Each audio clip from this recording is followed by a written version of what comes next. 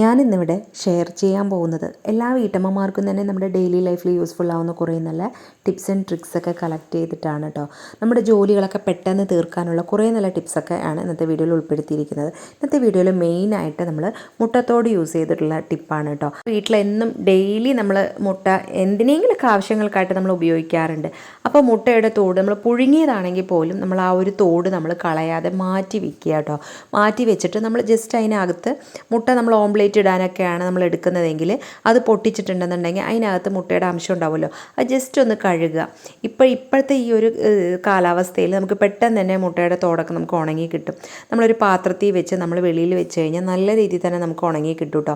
അപ്പോൾ ഇതുപോലെ ഞാൻ കുറേ നാളത്തെ എടുത്ത് വെച്ചിരിക്കുന്നതാണ്. അപ്പോൾ നമ്മളിത് യൂസ് ചെയ്തിട്ട് അപ്പോൾ ആദ്യം ഞാൻ കാണിച്ചത് നെയിൽ കട്ടർ, അതുപോലെ തന്നെ നമ്മുടെ ഈ കത്രിക, കത്തി ഒക്കെ നമുക്ക് മൂർച്ച പോയിട്ടുണ്ടെന്നുണ്ടെങ്കിൽ അതിൻ്റെ മൂർച്ച നമുക്ക് വീണ്ടെടുക്കാനായിട്ട് ഇത് വളരെ നല്ലതാണ് കേട്ടോ. അപ്പോൾ നെയിൽ കട്ടർ ഇപ്പോൾ ഞാൻ നേരത്തെ കാണിച്ചിരുന്നല്ലോ, ഇങ്ങനെ കട്ട് ചെയ്ത് ഒന്ന് നോക്കി ഇതിൽ കട്ട് ചെയ്ത് കഴിഞ്ഞാൽ അതിന് മൂർച്ച നമുക്ക് വീണ്ടെടുക്കാനായിട്ട് സാധിക്കും. അപ്പോൾ അതേപോലെ തന്നെ കത്രിക, നമ്മൾ തുണിയൊക്കെ മുറിക്കുന്ന കത്രികയാണെന്നുണ്ടെങ്കിലും അല്ലെങ്കിൽ മീൻ വെട്ടുന്ന കത്രികയാണെന്നുണ്ടെങ്കിലും നമുക്കതിന് ഇതുപോലെ മുട്ടത്തോട് യൂസ് ചെയ്തിട്ട് നമ്മൾ ഇതുപോലെ ഒന്ന് കട്ട് ചെയ്ത് കൊടുക്കുകയാണെന്നുണ്ടെങ്കിൽ നമുക്ക് ആ ഒരു മൂർച്ച നമുക്ക് വീണ്ടെടുക്കാൻ പറ്റും. അപ്പോൾ ഇത് നല്ല യൂസ്ഫുൾ ആയിട്ടുള്ള നല്ലൊരു ടിപ്പാണ് കേട്ടോ. അപ്പോൾ നെയിൽ കട്ടർ അതുപോലെ തന്നെ നമുക്ക് നെയിൽ കട്ടറിൻ്റെ മൂർച്ച പോയി കഴിഞ്ഞാൽ പിന്നെ നമുക്കൊന്നും ചെയ്യാൻ പറ്റില്ല. കത്തിയൊക്കെ ആണെന്നുണ്ടെങ്കിൽ നമ്മൾ ജസ്റ്റ് ഒന്ന് ഉരച്ചു കൊടുത്താലൊക്കെ പറ്റും, പക്ഷേ അതുപോലെ നമുക്ക് നെയിൽ കട്ടറിൽ പറ്റില്ല. അപ്പോൾ അത് നമ്മൾ ഇങ്ങനെ ചെയ്യണമെന്നുണ്ടെങ്കിൽ നെയിൽ കട്ടറിന് നമുക്ക് മൂർച്ച ആക്കാനായിട്ട് പറ്റും. ഇനി നമ്മൾ ഈ മുട്ടത്തോട് മുഴുവനായി തന്നെ നമ്മൾ ഈ ഒരു മിക്സിയുടെ ജാറിലേക്ക് ഇട്ട് കൊടുക്കുന്നുണ്ട് കേട്ടോ. മിക്സിയുടെ ജാറിൽ നമ്മൾ ഈ മുട്ടത്തോട് പൊടിക്കുന്നതുകൊണ്ട് 2 ഗുണം കൂടിയുണ്ട് കേട്ടോ. നമ്മുടെ ഈ മിക്സിയുടെ ജാറിനകത്തുള്ള ആ ബ്ലേഡിന് നല്ല രീതിയിൽ തന്നെ നമുക്ക് മൂർച്ച കിട്ടാനും അതുപോലെ തന്നെ അതിനകത്ത് നല്ല പോലെ തന്നെ ക്ലീൻ ആവാനും, നമ്മൾ ഈ ഒരു ബ്ലേഡിൻ്റെ സൈഡിലൊക്കെ വല്ല അഴുക്കൊക്കെ ഉണ്ടെന്നുണ്ടെങ്കിൽ അത് പോവാനും ഒക്കെ നമ്മൾ മുട്ടത്തോട് ഇതുപോലെ നമ്മൾ ഉണക്കിയെടുത്തിട്ടുള്ള മുട്ടത്തോട് നമ്മൾ പൊടിച്ചെടുക്കുകയാണെന്നുണ്ടെങ്കിൽ പറ്റും കേട്ടോ. പക്ഷേ ഇതിലൊരല്പം പോലും വെള്ളം പാടില്ല കേട്ടോ. വെള്ളം ഇല്ലാതെ വേണം നമ്മൾ ചെയ്യാനായിട്ട്. മിക്സിയുടെ ജാറിൽ നമ്മൾ വെള്ളമൊക്കെ നന്നായി തുടച്ചതിന് ശേഷം വേണം ചെയ്യാൻ. ഇപ്പോൾ നമ്മളിതായത് നന്നായി തന്നെ ഒന്ന് പൊടിച്ചെടുത്തിട്ടുണ്ട്. അപ്പം ഞാൻ നേരത്തെയും ഓൾറെഡി ഇതുപോലെ മുട്ടത്തോട് സ്റ്റോർ ചെയ്തിട്ട് അതിങ്ങനെ പൊടിച്ചതായി ഒരു ബോക്സിലാക്കി വെച്ചിട്ടുണ്ട് കേട്ടോ. അപ്പോൾ അതിലേക്ക് ഞാൻ ഈ പൊടിച്ചതും കൂടി ചേർത്ത് കൊടുക്കുന്നുണ്ട്. നമുക്കിത് യൂസ് ചെയ്തിട്ട് ഒരുപാട് കാര്യങ്ങൾ നമുക്ക് ചെയ്യാനായിട്ട് നമുക്ക് സാധിക്കും. അപ്പോൾ ആദ്യം നമ്മൾ ഇതിനൊരു സൊല്യൂഷൻ ഉണ്ടാക്കണം. അതായത് ഇതിൽ നമ്മൾ കുറച്ച് കാര്യങ്ങളും കൂടെ മിക്സ് ആക്കണം കേട്ടോ. അപ്പോൾ നമ്മുടെ കയ്യിൽ ടൂത്ത് പേസ്റ്റ് ഉണ്ടെന്നുണ്ടെങ്കിൽ ടൂത്ത് പേസ്റ്റ് ആക്കി കൊടുക്കണമെങ്കിൽ 1 ടേബിൾ സ്പൂൺ അളവിൽ ടൂത്ത് പേസ്റ്റ് ആക്കി കൊടുക്കാം. അപ്പം ഞാൻ എപ്പോഴും ഈ ടൂത്ത് പേസ്റ്റൊക്കെ കഴിഞ്ഞ് കഴിഞ്ഞാൽ അതിൻ്റെ കാലി കവർ ഞാൻ എപ്പോഴും എടുത്ത് വെക്കും കേട്ടോ. ഇങ്ങനെയുള്ള കുറേ ആവശ്യങ്ങൾക്ക് നമുക്ക് ഉപയോഗിക്കാനായിട്ട് സാധിക്കും. നമ്മൾ തുടയ്ക്കുന്ന വെള്ളത്തിൽ പോലും നമ്മൾ ഈ ടൂത്ത് പേസ്റ്റിൻ്റെ കവർ ജസ്റ്റ് ഒന്ന് ആക്കി കൊടുത്തിട്ട് നമ്മൾ ആ ഒരു വീടിനകമൊക്കെ തുടയ്ക്കുകയാണെങ്കിൽ ആ വീടിനകമൊക്കെ നല്ല അടിപൊളിയായിട്ട് നമുക്ക് ക്ലീൻ ആക്കാൻ പറ്റും. കണ്ടില്ലേ, ഇപ്പോൾ ഇത് കട്ട് ചെയ്തപ്പോൾ തന്നെ ഇതിനകത്ത് കണ്ടില്ലേ ഇതുപോലെ ഇത്രത്തോളം പേസ്റ്റ് ഇതിനകത്ത് കിടക്കുന്നുണ്ട് കവറിനകത്ത്. അപ്പോൾ നമുക്ക് ഇങ്ങനെയുള്ള ആവശ്യങ്ങൾക്കായിട്ട് നമുക്കിത് റീയൂസ് ചെയ്യാൻ പറ്റും കേട്ടോ.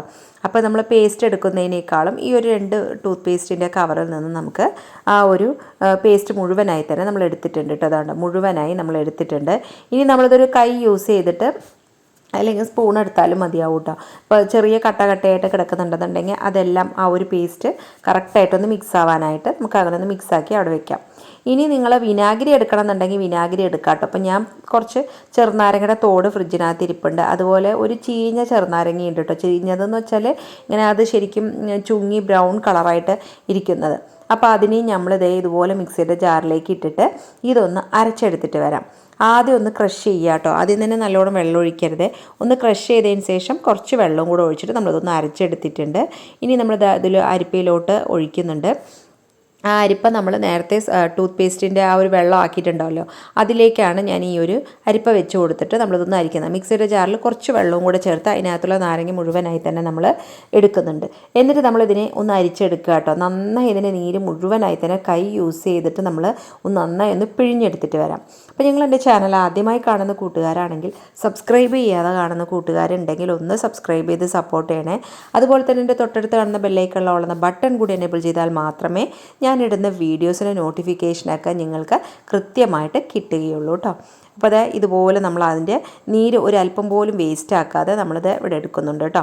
എടുത്തതിന് ശേഷം പിന്നെ അടുത്തതായിട്ട് നമ്മളിതിലേക്ക് ആ തോട് പൊടിച്ച് വെച്ചതുണ്ടല്ലോ, അതിപ്പോൾ നമ്മൾ ഇതിലേക്ക് കുറച്ചിട്ട് കൊടുക്കുന്നുണ്ട്.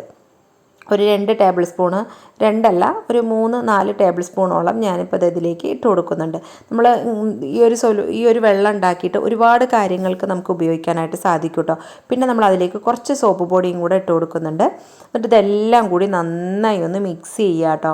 നല്ല രീതിയിലൊന്ന് മിക്സ് ചെയ്ത് വെക്കുക. നമ്മൾ കൂടുതലായിട്ടൊക്കെ ഉണ്ടാക്കി വെച്ചിട്ടുണ്ടെന്നുണ്ടെങ്കിൽ ഒരു കുപ്പിയിലാക്കിയിട്ട് നമുക്ക് എടുത്ത് വെക്കാവുന്നതാണ് കേട്ടോ. ഇപ്പോൾ ഞാൻ ഇത് ഉണ്ടാക്കിയത് മുഴുവനായി തന്നെ നമ്മൾ ഓരോ ആവശ്യങ്ങൾക്കായിട്ട് എടുക്കാനുള്ളതാണ്. അതുകൊണ്ട് ഞാനത് കുപ്പിയിലൊന്നും ആക്കുന്നില്ല, ആ കപ്പിൽ തന്നെ ഞാൻ വെക്കുന്നുണ്ട് കേട്ടോ. അപ്പോൾ അതാ ഞാൻ ആദ്യം സ്റ്റീലിൻ്റെ കപ്പിൽ ചായക്കറ ഒക്കെ പിടിച്ചിട്ടുണ്ടെന്നുണ്ടെങ്കിലും അതുപോലെ എന്തെങ്കിലും അടി പിടിച്ചതുണ്ടെന്നുണ്ടെങ്കിലും ഒക്കെ ക്ലീൻ ആക്കാനും, അതുപോലെ സെറാമിക്കിൻ്റെ കപ്പുകളിലൊക്കെ ഇപ്പോൾ നമ്മൾ ചായ ഒഴിച്ച് കഴിഞ്ഞാൽ കണ്ടില്ല അതിനകത്ത് ഇതുപോലെ കറയൊക്കെ ഉണ്ടാകും. ചിലപ്പോൾ കുട്ടികളൊക്കെയാണ് കഴുകുന്നതെങ്കിൽ ചിലപ്പോൾ അവർ ജസ്റ്റ് ഒന്ന് കഴുകും, നല്ലോണം ഒന്ന് ഉരച്ച് കഴുകാതിരിക്കും. അങ്ങനെ ആകുമ്പോൾ അത് നല്ലപോലെ തന്നെ കറയൊക്കെ വരും കേട്ടോ. പിന്നെ ചായയുടെ കറയാകുമ്പോൾ പറയണ്ടല്ലോ. അപ്പോൾ ഇത് കണ്ടില്ലേ, ഈ ഒരു വെള്ളം കുറച്ചൊരു സ്പൂണിൽ ഒഴിച്ചിട്ട് ഇതുപോലൊരു സ്ക്രബ്ബർ യൂസ് ചെയ്ത് നമ്മൾ ജസ്റ്റ് ഒന്ന് ഉരച്ച് കൊടുക്കുകയാണെന്നുണ്ടെങ്കിൽ നല്ല അടിപൊളിയായി ക്ലീൻ ആവും. കാരണം ഈ മുട്ടയുടെ ആ ഒരു തോടിന് ആ പൊടിക്ക് തരിതരിപ്പുണ്ടല്ലോ, അത് നമ്മുടെ ക്ലീനിങ് പർപ്പസിനൊക്കെ വളരെ നല്ലതാണ് കേട്ടോ. അപ്പോൾ അതുകൊണ്ട് ഈ ഒരു കപ്പും അതുപോലെ തന്നെ നമ്മളൊന്ന് കഴുകിയെടുത്തിട്ടുണ്ട്. ഇനി അതേപോലെ ഈ ഒരു ചായക്കപ്പിലും കൂടി നമ്മൾ ഇതുപോലെ ഒന്ന് ആക്കിയിട്ട് നമുക്ക് കഴുകിയെടുത്തിട്ട് വരാം കേട്ടോ. അപ്പോൾ ഇത് സ്റ്റീലിൻ്റെ പാത്രം മാത്രമല്ല, ചില്ലിൻ്റെ ഗ്ലാസ്സൊക്കെ ഉണ്ടെന്നുണ്ടെങ്കിൽ നമുക്ക് ഇടയ്ക്കൊന്ന് കുറച്ച് വെള്ളം എടുക്കുക. അതിലേക്ക് ഈ ഒരു വെള്ളം ഈ ഒരു കപ്പിലെടുത്തിരിക്കുന്ന ഒരു സ്പൂണോളം 1-2 ടീസ്പൂൺ ഒഴിച്ചിട്ട് നമ്മൾ ആ ഒരു ചില്ല് ഗ്ലാസ്സൊക്കെ നമ്മൾ ആ ഒരു വെള്ളത്തിൽ മുക്കി വെച്ചിട്ട് ജസ്റ്റ് കഴുകണമെന്നുണ്ടെങ്കിൽ ചില്ല് ഗ്ലാസ്സൊക്കെ പുതുപുത്തനായി തന്നെ നമുക്ക് തോന്നും, നല്ല ഷൈനിങ് നമുക്ക് കിട്ടും. അപ്പോൾ അതാ നമ്മൾ ആ കപ്പും നല്ലപോലെ തന്നെ ഒന്ന് ഉരച്ചപ്പോഴത്തേനും അടിപൊളിയായി ക്ലീനായി.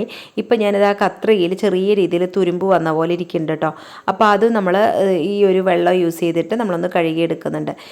ഈ ഒരു വെള്ളം യൂസ് ചെയ്തിട്ട് നമ്മുടെ കത്തിയിലുള്ള തുരുമ്പ് മാറ്റാനും ഒക്കെ പറ്റും. അപ്പോൾ ഇതെല്ലാം കാണിക്കുമ്പോൾ നമുക്ക് വീഡിയോയ്ക്ക് ഒരുപാട് ലെങ്ത്ത് കൂടും, അതുകൊണ്ടാണ് എല്ലാം കാണിക്കാത്തത് കേട്ടോ.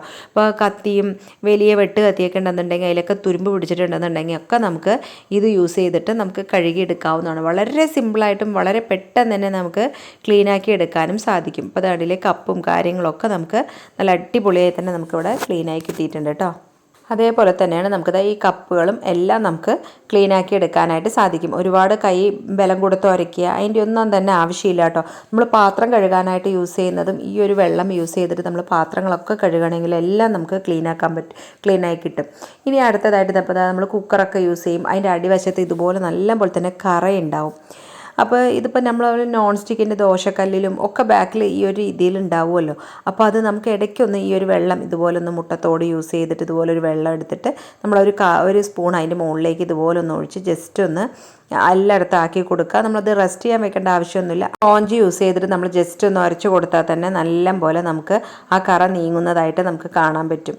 അപ്പോൾ ഇത് കണ്ടില്ലേ, ഇതുപോലൊന്ന് നമുക്ക് എല്ലാവിടെയും ഒന്ന് ഒരു 2-3 സെക്കൻഡ് ഉരയ്ക്കുമ്പോഴേക്കും തന്നെ അത് ക്ലീനായി കിട്ടിയിട്ടുണ്ട് കേട്ടോ. അതായത് കണ്ടില്ലേ, നന്നായി തന്നെ നമുക്ക് ക്ലീനായി കിട്ടിയിട്ടുണ്ട്. നമുക്കിതൊന്ന് കഴുകിയെടുത്തിട്ട് വരാം കേട്ടോ.